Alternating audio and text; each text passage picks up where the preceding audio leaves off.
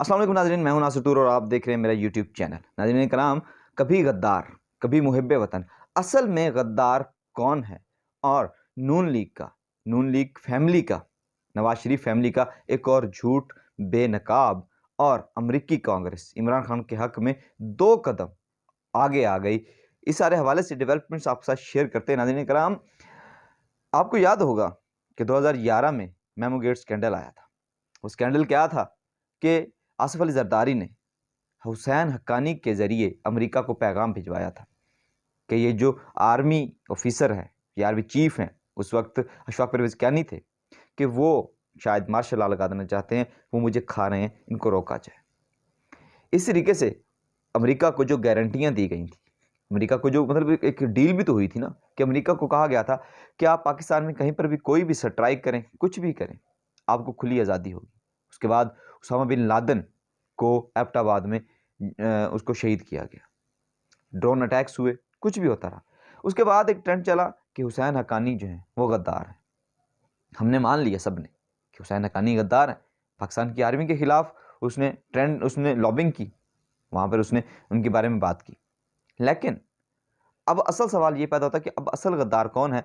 कि जब हुसैन हक्कानी पाकिस्तान के एक टीवी चैनल्स पर बैठ के इंटरव्यू देता है और कहता है कि जनरल बाजवा मुझसे अमेरिका मिलने आया करते थे, और वो उस वक्त मिलने आया करते थे जिस वक्त ये रिजीम चेंज ऑपरेशन होने वाला था। रिजीम चेंज ऑपरेशन के करीब करीब वो उनसे मुलाकातें किया करते थे। क्या अब इसके ऊपर जनरल बाजवा कोई अपनी कमेंट्स देंगे? क्या वो इसके बारे में सफाई या अपना कोई भी बयान इस हवाले से देंगे? अब उनको मीडिया पे आना चाहिए और वो आके इस बात को क्लियर करें कि ये सब क्या है। कि इसका मतलब ये है कि आप जब चाहें, जिसको चाहें गद्दार आपने डिक्लेयर किया, हमने मान लिया कि वो जब वो गद्दार है। लेकिन जब आपका अपना मन किया, आप उसे जाके इकट्ठे होकर बैठ गए, ये दोहरा म्यार क्यों? इससे इस्टेब्लिशमेंट, मिलिट्री मज़ीद उसको वो जो है वो डिफेम होगी। पहले ही मिलिट्री के ऊपर बहुत ज़्यादा प्रेशर है, मिलिट्री इस्टेब्लिशमेंट के ऊपर, कि वो अब ऐसा महसूस हो रहा है या ऐसा तासुर दिया जा रहा है कि वो पीडीएम के साथ खड़े हैं, कि वो भी इलेक्शंस के लिए एग्री नहीं है। आप लोग कमेंट बॉक्स में ज़रूर बताएं कि अब इस हवाले से गद्दार असल में कौन है? क्या जनरल बाजवा गद्दारी कर रहे हैं या हुसैन हक्कानी, या इसके पसे पर्दा कुछ और चीज़ें हैं? अब बात करें नून लीग के फैमिली की। नवाज शरीफ फैमिली कल आज सऊदी अरेबिया पहुंची। उन्होंने कहा था कि उन्हें रॉयल फैमिली ने अपने वहाँ पर बुलाया है। अब रॉयल फैमिली ने जब बुलाया होता है किसी को भी, तो रॉयल फैमिली खुद उसके इस्तकबाल के लिए आती है। लेकिन आप ये इस्तकबाल की वीडियो देखिए और फिर अंदाज़ा कीजिए कि क्या ये लोग रॉयल फैमिली के हैं। रॉयल फैमिली की एक निशानी होती है कि उनके सरों पर जो हेड स्कार्फ होते हैं या जो रुमाल होते हैं वो रेड कलर के होते हैं, और उनके ऊपर वो जो एक वो पता नहीं उसको क्या कहते हैं, सऊदी भाई उसको बेहतर जानते हैं, मुझे नाम नहीं आ रहा उसका, वो होता है। इन लोगों ने आम चंद लोग पकड़े जो शायद इन्हीं के अपने नून लीग के थे और वहाँ पे उनको खड़ा कर दिया, और उन्होंने किसी को बुके नहीं दिया। मरियम साहिबा आई तो उन्हें वो बुके पेश कर रहे हैं। मैं आपको दूसरी एक वीडियो भी दिखाता हूँ, ये ज़रा दोनों वीडियोज़ को देखिए और अंदाज़ा लगाइए कि क्या ये शाही मेहमान हैं।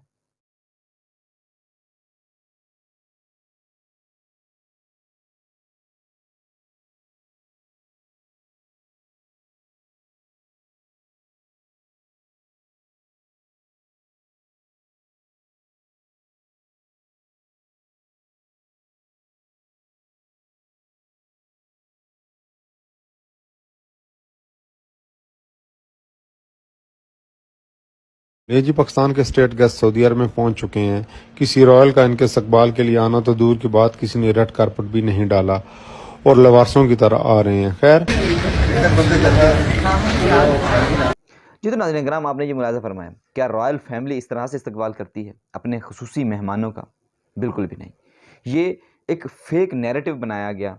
अगर इनको वहाँ पर बुलाया भी गया तो इनको बुलाया किस मकसद के लिए गया, वो मैं थोड़ी सी एक पिक्चर आपके सामने रख देता हूँ। अहमद लुधियानवी को लॉन्च किया गया कि अगर इमरान खान साहब सड़कों पे आएंगे तो हमारा उनसे सामना होगा, वो हमें सड़कों पे सामने पाएंगे। मतलब जो फ़िरका वारियत है, मज़हबी फ़िरका वारियत, वो आएगी। शिया सुन्नी की जो लड़ाई होगी वो होगी।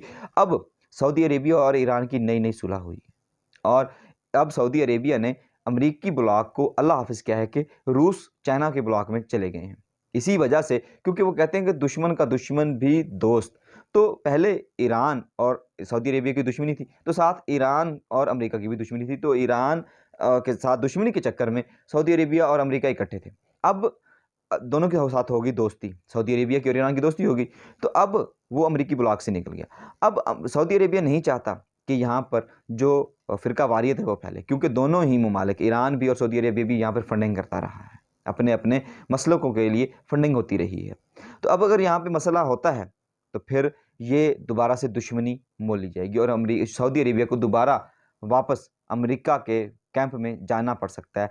इसलिए सऊदी अरेबिया नहीं चाहता कि वो दोबारा अमेरिकी कैंप में वापस जाए, इसलिए इनको खींचा जाएगा कि ये जो फ़िरका वारियत की जो काम किया जा रहा है, इसलिए अगले दिन ही अहमद लुधियानी की जो तंजीम है उनकी तरफ से ये बयान आ गया था, एक नोट आ गया था कि ये जो अहमद लुधियानवी ने कहा है ये उनका पर्सनली ओपिनियन ज़रूर हो सकता है, मगर हमारी तंजीम का ऐसा कोई ओपिनियन नहीं है।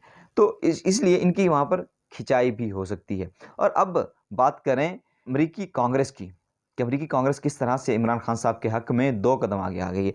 अमेरिकी कांग्रेस के 100 अरकान ने एक बिल पास किया है, उसके ऊपर सिग्नेचर किए हैं कि इंसानी हकूक़ की जो खिलाफ वर्जियाँ पाकिस्तान में हो रही हैं, और सबसे ज़्यादा इंसानी हकूक़ की खिलाफ वर्जियाँ इसी 1 साल में हुई हैं। आप लोगों ने देखा होगा फवाद चौधरी, आज़म सवाती, शहबाज गिल, सब लोगों को, कि उन लोगों के साथ किस तरह का जुल्म किया गया, अरशद शरीफ के साथ क्या कुछ किया गया। तो ये मामलात के लिए जो पार्लियामेंट है, अब पार्लियामेंट के 100 मेंबरान, ये कोई आम बात नहीं है कि अब अमेरिका को ज़रूरत है इस चीज़ की कि वो यहाँ पर ये जो मामलात हो रहे हैं इनको रुकवाया जाए। क्योंकि अब जब सऊदी अरेबिया उनका पार्टनर था वो ख़त्म हुआ तो पाकिस्तान की अहमियत बहुत ज़्यादा बढ़ गई है। तो अब जो अमेरिका है वो भी नहीं चाहता कि पाकिस्तान डिस्टेबल हो और ऐसे मामलात हों। ये मैंने कल की वीडियो में भी आपके साथ ये बात शेयर की थी। अब देखते हैं कि ये 3 मामलात जो हुए हैं, अब सऊदी अरेबिया में नून लीग के साथ क्या उनको पैगाम दिया जाता है, क्या उनसे डिस्कशन की जाती है, क्योंकि वो अभी 10 दिन वहीं पे हैं, ये पूरी काबीना वहाँ जाएगी, या ये लोग वापस ही नहीं आएंगे, ये लोग वहीं रह जाएंगे और पीछे से ऐलान कर दिया जाएगा कि इलेक्शंस करवा दिए जाएं। और जनरल बाजवा क्या इस सारे मामले पर कोई वजाहत देंगे, कोई इंटरव्यू देंगे या नहीं? इस सारे हवाले से आप अपनी राय का इज़हार कमेंट बॉक्स में ज़रूर कीजिएगा। अब तक के लिए इतना ही, मुझे दीजिए इजाज़त। अपना और अपने प्यारों का रखिएगा ख्याल। अल्लाह निगहबान।